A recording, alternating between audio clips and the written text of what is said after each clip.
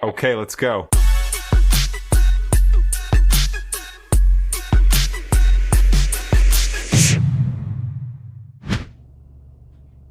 Welcome to this week's brief. I'm Sharon Danley.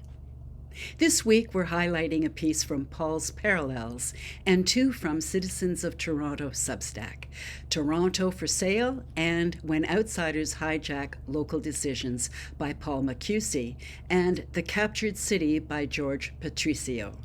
Three different stories with the same question underneath all of them. Who is Toronto actually being run for and who's actually deciding?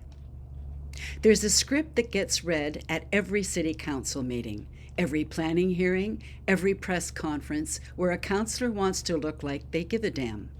And it goes something like this. We have a housing crisis. We need to build more. We need better transit. We need to intensify.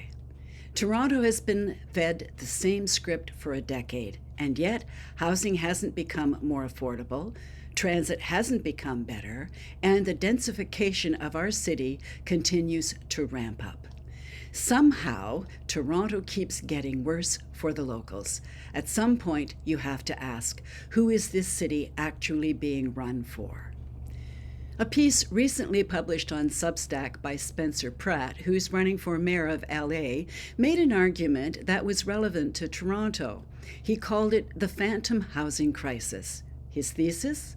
Los Angeles is losing population, units are sitting vacant, and yet rents are still climbing.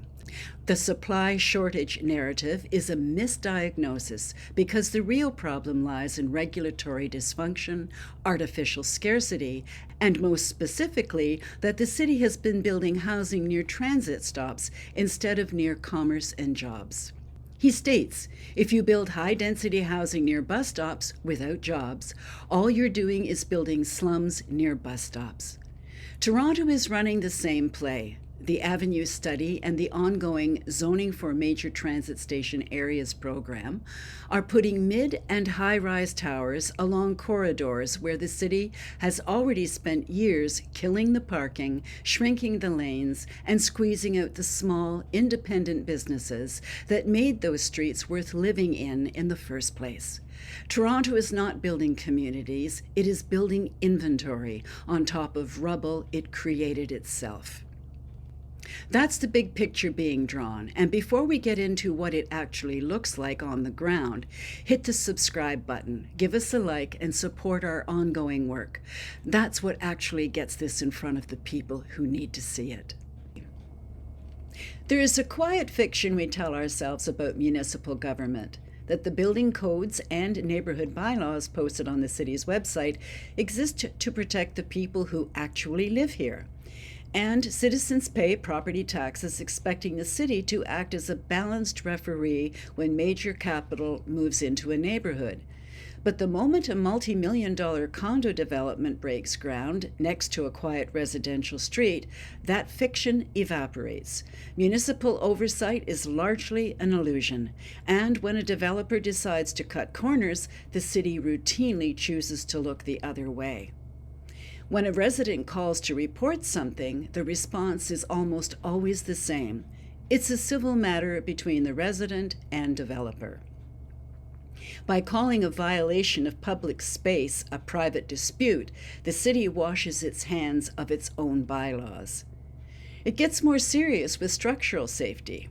Deep excavation work requires vibration monitoring to protect nearby homes. But if a homeowner pushes back and asks for engineering conditions before granting access, the developer's favorite move is to tell the city the homeowner is refusing access. And city plan examiners routinely accept that story without asking for proof. So residents get forced into a role nobody signed up for. Unpaid advocate, structural engineer, or legal strategist, just to defend the property line. So what's the advice when dealing with the city? Build the paper trail. Once the chief building official is on notice, the city can be held jointly liable if it signs off anyway and something goes wrong. And if the city still won't act, go over its head. The Ontario Ministry of Labour treats these same violations as serious safety hazards, and a documented complaint can trigger a stop work order that freezes a multi-million-dollar project instantly. The system's apathy is real, but it also leaves a trail. Once residents start documenting day by day, the developer's disregard stops being a weapon and becomes their biggest liability. Now let's turn back to the heart of Toronto's democratic process, where there is a well-intentioned but flawed mechanism: open deputations at City Council. Anyone can sign up to speak on an agenda item, regardless of where they live, whether they pay taxes, or whether the decision affects them at all. Toronto's procedural bylaws allow any member of the public to depute with no residency requirement and no stakeholding requirement. Vancouver, Ottawa, Calgary, even Mississauga all impose tighter rules: ward residency priority, lotteries for oversubscribed items, or caps on how many people can speak for the same group. But Toronto? It has done none of that. It's a free-for-all, and of course organized by groups that know exactly how to use it. It was exposed during the rapid TO fight on Bathurst and Dufferin in spring 2025. The city staff recommended scaling back the Red Lane plan after real pushback from residents and business owners raised concerns about the changes into infrastructure on their street. After hours of deputations, though, it became clear that many of the people speaking neither lived nor worked on those corridors at all. Local opponents were outnumbered in a room that was supposed to be about their own street and changes affecting their homes and businesses. This isn't inclusion, it's interference. When well-funded, organized advocacy groups dominate a public hearing, the people who actually bear the costs, the benefits, and the consequences get pushed out of their own conversation. Non-residents don't vote here, don't pay property tax here, and don't live with the fallout. And yet, the crazy concept of reform doesn't actually need provincial permission.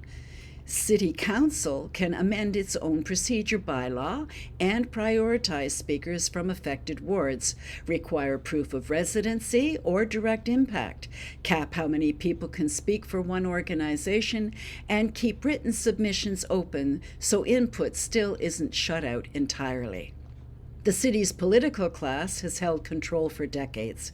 Why would they want to change the one system they already know how to exploit? If we want a stronger Toronto, it's time to let the people who actually live here lead the conversation. Help us continue that conversation with the people who actually care about what is happening on the ground in their city. Hit subscribe, drop a like, and support our ongoing independent work. We have explored two very different rooms, but they have many of the same patterns.